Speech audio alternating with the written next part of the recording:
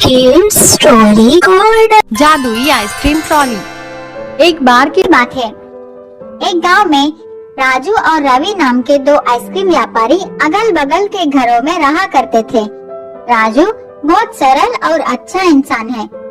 वह गरीब था, इस कारण एक छोटा आइसक्रीम ट्रॉली चलाकर अपना जीवन बिताता था। रवि घमंड और ईर्ष्या स्वभाव का था। राजू की उस छोटे ट्रक को देखकर उसका मजाक उड़ाता था। हर दिन सुबह राजू और रवि आइसक्रीम बेचने अलग अलग रास्ते में जाते थे। स्कूल का समय होते ही दोनों वहां पहुंचते थे। स्कूल के सारे बच्चे राजू के पास ही आकर आइसक्रीम खरीदते थे।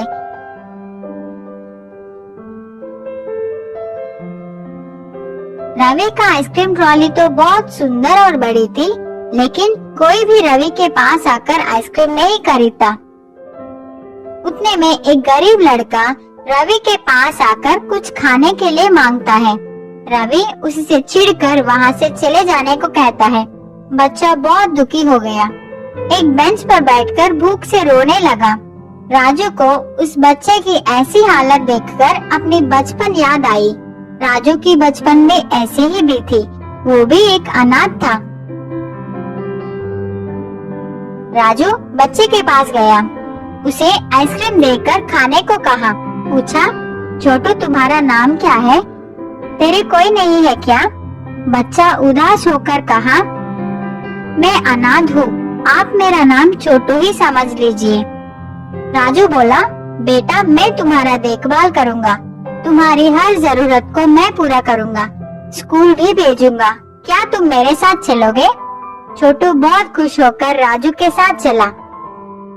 इसी बीच में राजू अपने ट्रॉली का बात ही भूल गया।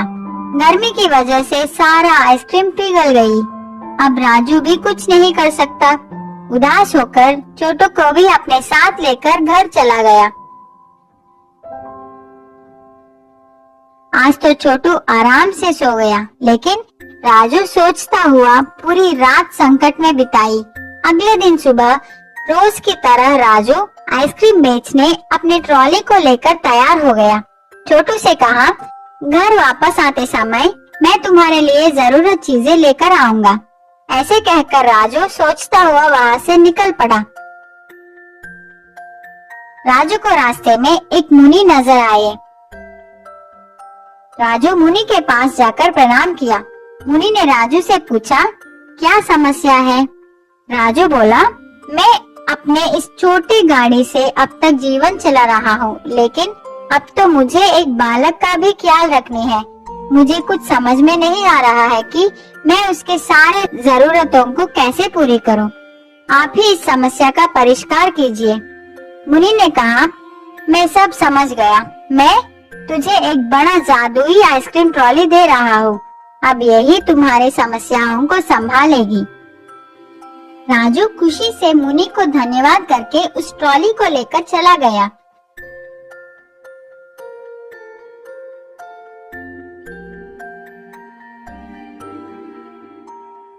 रास्ते में आइसक्रीम बेचता हुआ जा रहा था। इतने में उसको शक लगा कि इतने सारे आइसक्रीम कहाँ से आ रहे हैं, मैं तो इतना नहीं लाया। वह डब्बे को खोलकर देखा तो राजू चौंक गया। उसको समझ आ गया कि ये सब मुनि की महिमा है। रोज की तरह राजू स्कूल के पास आ गया। रवि को राजू की इस नई ट्रॉली को देखकर जलन होने लगा। राजू को इस दिन अच्छा व्यापार हुआ, बहुत पैसे भी मिले। उन पैसों से राजू छोटू के लिए नए बैग, पुस्तक, कपड़े खरीदकर घर लौटा। छोटू बहुत खुश हो गया।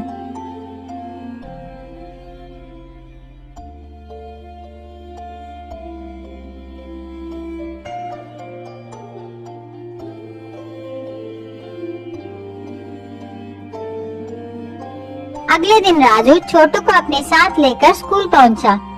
उसी स्कूल में छोटू को ज्वाइन कर दी। राजू का व्यापार अब अच्छी तरह चल रही थी। कुछ दिनों के बाद राजू का जीवन कुछ ज्यादा ही बदल गया, बहुत धनवान हो गया। छोटू भी बहुत खुश है। रवि राजू की इस खुशी को सह नहीं पाया। उसको लगा, क्या ये आदमी आइसक्रीम बेच के इतना ज्यादा कैसे कमा रहा है? जरूर इस ट्रॉली में कुछ तो गड़बड़ है। मैं आज रात ही इस बात को पता लगाऊंगा। रात का समय सब लोग सोने के बाद रवि चुपके से राजू की आइसक्रीम ट्रॉली के पास आकर ट्रॉली के अंदर देखा। उसको तो खाली आइसक्रीम छड़ी दिखाई पड़ी, लेकिन शक के कारण रवि एक हथौड़े से मार मार कर उस ट्रॉली का सर्वनाश कर दिया। रवि को लगा कि कोई जाग गया है। वह तुरंत वहां से भाग गया। अगले दिन सुबह उठकर घर से बाहर आकर देखा तो वह चौंक गया। उसकी ट्रॉली तो टूट गई थी। रवि राजू की ट्रॉली को देखा, वह तो ठीक है। रवि अपना सर पकड़कर रोने लगा। सीख, कभी भी दूसरों की खुशी और विकास को देखकर ईर्ष्या नहीं करनी चाहिए। हमारी सोच हमेशा अच्छी होनी चाहिए। अगर हम किसी को अच्छा करेंगे तो वह भी हमारी भलाई ही करेगा।